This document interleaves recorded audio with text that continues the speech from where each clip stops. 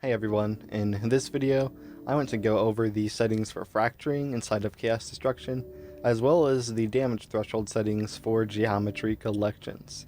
And I'll even show you guys how to change the first person shooter gun into a gun which will spawn physics field actors which can destroy geometry collection. Let's begin.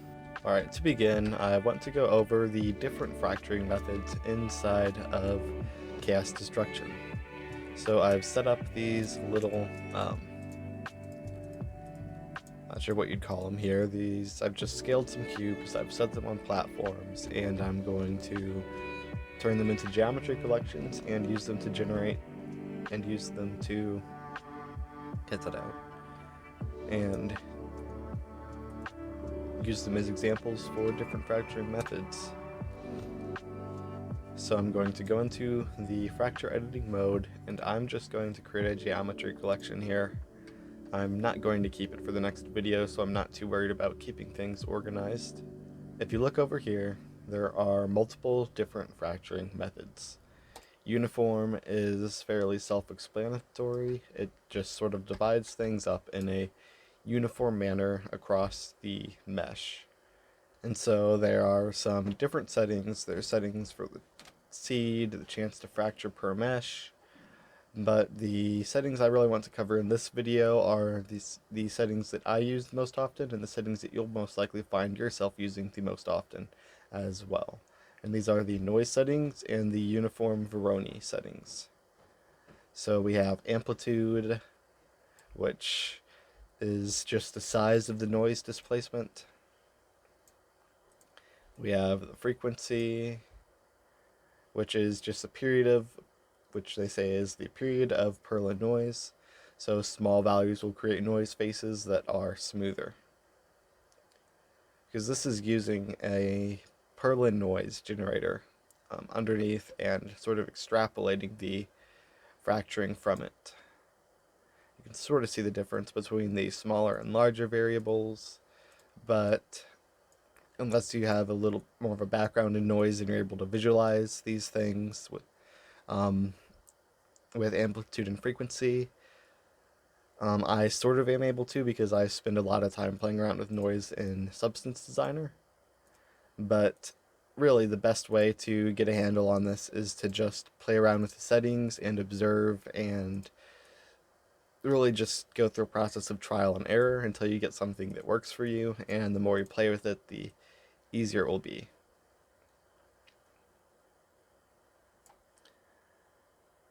The octave layer is the number of fractal layers for the Perlin noise, which is sort of just adding more detail to the noise that the fracture is being generated from. And point spacing is just the spacing between the points that it's fracturing at. So we put in a bigger number, and there's on average more space between them. Now, these settings, the minimum and maximum Veroni sites, I'm not sure exactly how to pronounce that. Well, the slider's touchy, and it's really just the the higher the number, the more fractured your mesh can be. You want to be careful with this, because it can really damage your performance really fast. For this one, I'm just going to leave minimum on 20, and I'll put maximum on 60. And now I'm going to go ahead and fracture it. And you can actually fracture multiple times and create multiple layers of fracturing. So I could fracture this, I could just fracture it a couple more times, and now we have, it's not letting me scroll here, now we have 4 different levels of fracturing. And so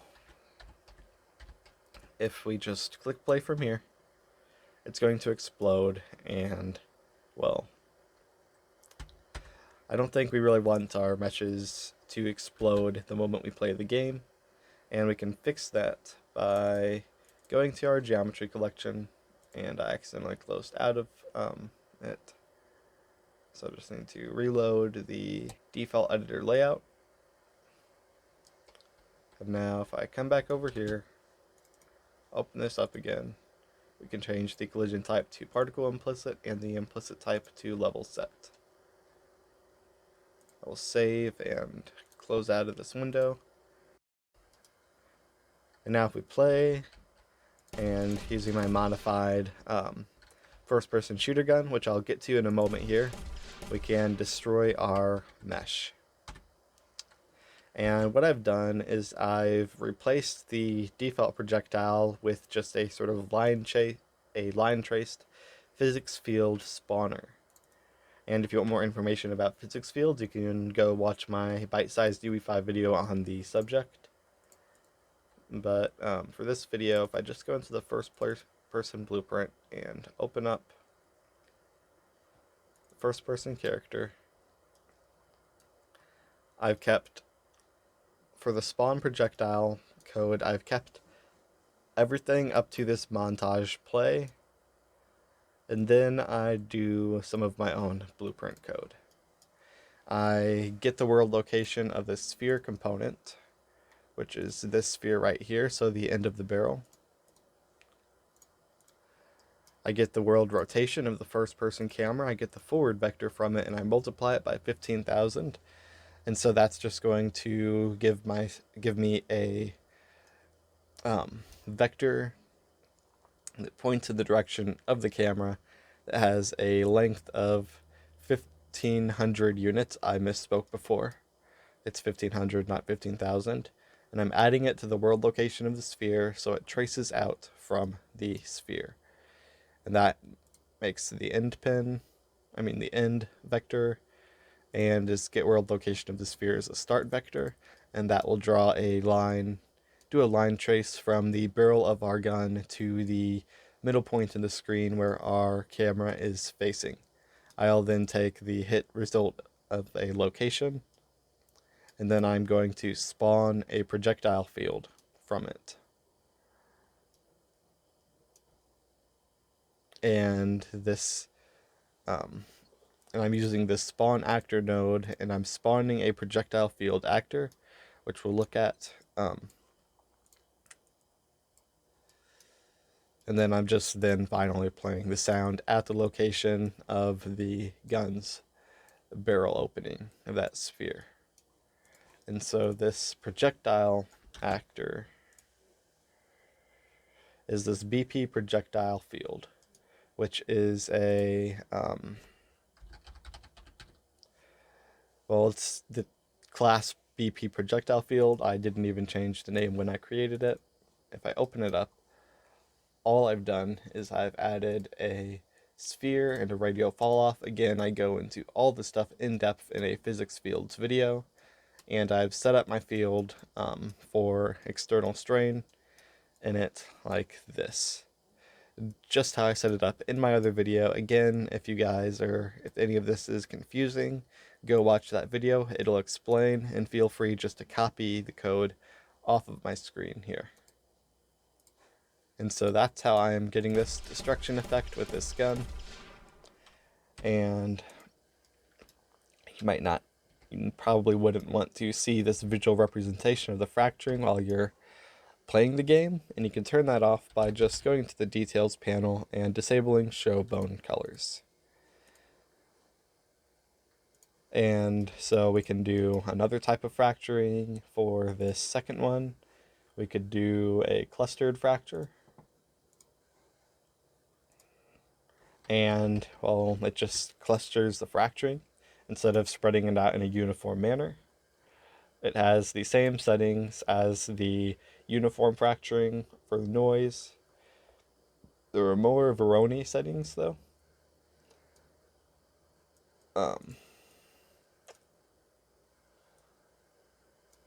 And it's really just allowing you to have more fine control over the size of the fracturing in the different clusters. as well as the distribution of the clusters themselves. Really, I could go through and explain it, but it all becomes pretty intuitive as you just begin sliding the bars. And so I'm just going to recommend that you guys just go and take a little while to play around with this stuff. So I'll go ahead and fracture this once.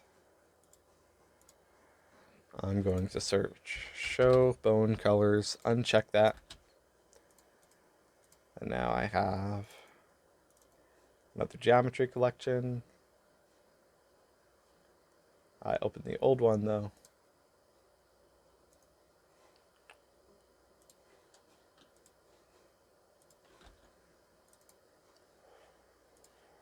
Going to change the collision and implicit type again. Save and close. And now if I click play, I can destroy our mesh. And one thing that I just thought of, you'll probably want to do is despawn your projectile field actor. You could go actually in the projectile field into event graph. I guess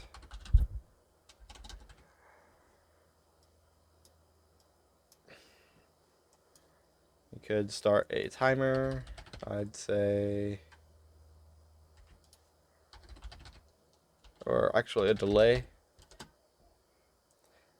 This is something I was intending to include. 0.2 seconds is fine. You could make it smaller and then destroy actor. Otherwise, you will have a bunch of these physics fields lagging you. So sorry that I sort of just had to interrupt things to go do that, but I really completely forgot. So I just wanted to make that clear, that you definitely want to despawn the fields that you are spawning in. So we can continue with the different types of fracturing. We can do radial. Well, I have to create a geometry collection out of this first. And if you just have the default settings on radial, it's not going to look very radial. And this one actually took me a bit longer to figure out, because the radial Veroni settings, their default values are not really great values at all. You really want to up the variability and the angle offset to get some variation. You might want to take the angular steps and radial steps up as well.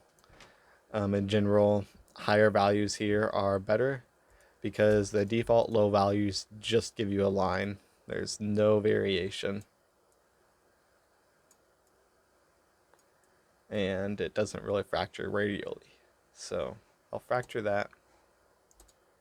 Play. You know, it explodes, but I've been recording for 15 minutes here, and so I could go through, shoot it, destroy it. Well, I did that time. That was strange. But I think you guys get the point. We have planar fracturing, which just sort of gives us a plane that we can fracture with. Point spacing, you can kind of randomize it a bit. We can up the number of cuts, give ourselves more planes. It's definitely a strange one of the stranger ones.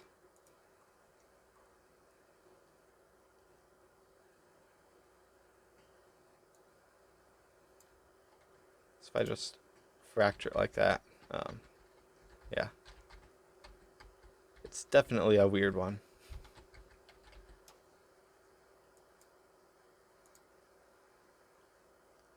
Because the representation of this plane here doesn't really line up with how it actually gets fractured, and I am not certain why.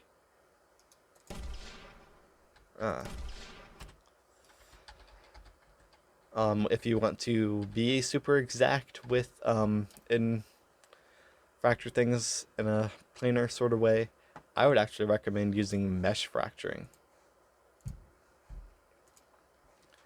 And so what I can do is I can grab a mesh, like a duplicated base here, scale it up, rotate it, and then I can tell this mesh to use this mesh here as its cutting actor, and I can fracture it. And now if I just delete this, it's fractured along the line of that mesh, and that's how it will fall apart. Again, to keep these from immediately falling apart, go into the geometry collection and change those two top settings like I've shown. We also have a slice fracturing method. Again,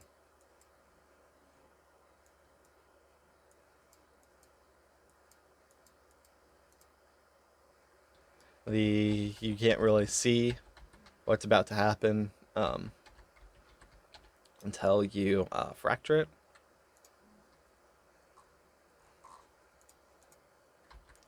So if I try to undo, I don't think I'll be able to. Okay.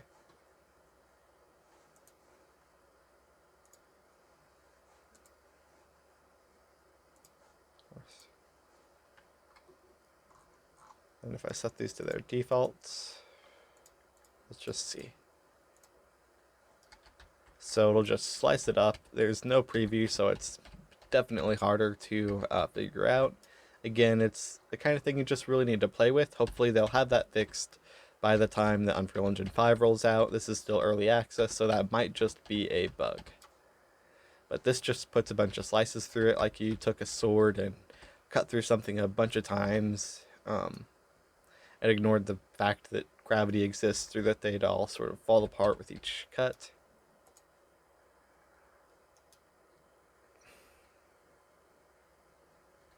Again, the collision is weird and it immediately falls apart because I haven't gone in and changed the settings in the geometry collection. And so finally, the last type of fracturing we have is the brick fracturing, which fractures in a brick pattern. And this actually has something of a preview here. We can change the brick types, the way they're sort of stacked, which is nice.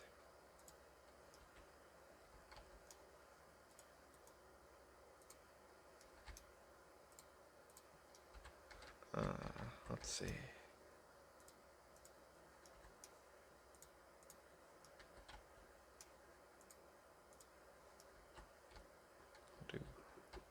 I think that works. Can change the brick length and the height.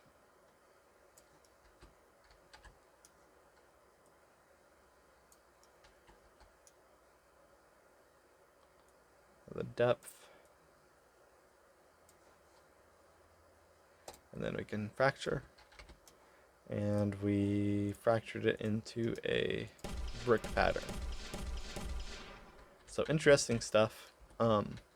Now I want to move on past the fracturing and come back to this first, we get out of this mode, this first mesh that we created. And I fractured it multiple times because I wanted to make use of the different layers with the damage threshold setting. Right now we only have a threshold for the first layer. I'm going to add 3 more, and now essentially the smaller the number something is, the easier it is to break apart. And in general, you want to start with a larger number on the upper layer and just work down like to your lower layers.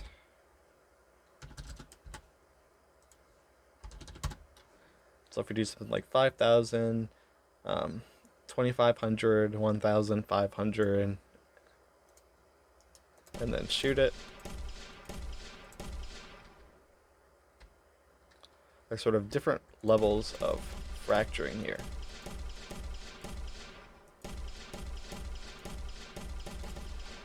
not super easy to see with this mesh, so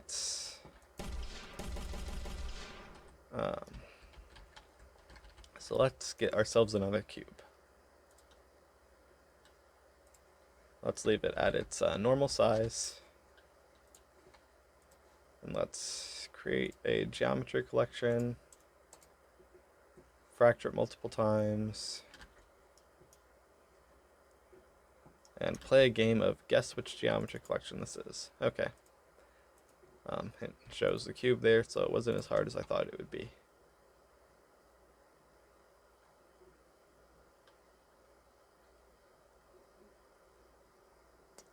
Computer's starting to freeze up a little right there, changing it to level set. Okay. And this keeps not going up here. And I keep trying to close out of it from this up here, but it's really down there. So if I play, it'll fall and it will shatter. But this show bone mode is on, and we can see our different clusters, and they're still able to be broken apart. But to do that, we have to create a damage threshold. I need to get out of fracture editing mode, because right now this just has that one default threshold. So I'll create some more. Again, my computer is slowing down here. I haven't really gone through any optimization stuff yet with this scene, and that's why on top of that I'm also recording. So let's do our values of 5,000, 2,500, 1,000, and 500. Let's see how that looks. So we have these big clumps, and these big clumps can break apart. We saw it there, and I sort of ran into it. This gun isn't doing much damage. There, I jump on it, breaks apart, and that's really how damage thresholds work. Changing the numbers will make it easier or harder for it to break apart. And so you can have bigger chunks that can split off into smaller chunks, and in general give you something that is more realistic. If I raise this up, and if I set all of these to something really outrageous like 1, we can watch the utter chaos that will ensue and kill my FPS. And that pun was completely and totally intended. So setting this to 1 is not a great idea, especially when you fracture something this much, because it's just everything's gonna break apart and has to figure out collision, and well, it was never really intended to work this way. I'm gonna go ahead and back out of this before my computer decides to spontaneously combust. Okay. So I'm going to do something a bit more realistic. Maybe we have 1,000, 500, 250, 5, just because I'm curious to see what it would look like with something like 5. Alright. Still low FPS. It's not really optimized here. It's an early access, and I fractured this a bunch of times, and I should have lowered down some of the numbers, some of the amounts of fracturing. But it's definitely easier for it to come apart like that, especially with having that smallest threshold set to 5. You can see as I jump here, everything splits off into a bunch of really little pieces. And so I hope you guys found this video helpful. I just wanted to go over fracturing and damage thresholds, and cover the different types of fracturing, and I think I've done that. This video's gotten actually quite longer than I intended. And so I will cover some more optimization related things in the next video or so. And I'll see all of you guys there. I hope you enjoyed the video. If you did, be sure to leave a like and subscribe to the channel. Hit the notification bell too while you're at it. And in the next video, I'll go over different ways of optimizing chaos destruction so that it doesn't hog performance as much as it did in this video. I look forward to seeing you all there. Thank you for watching.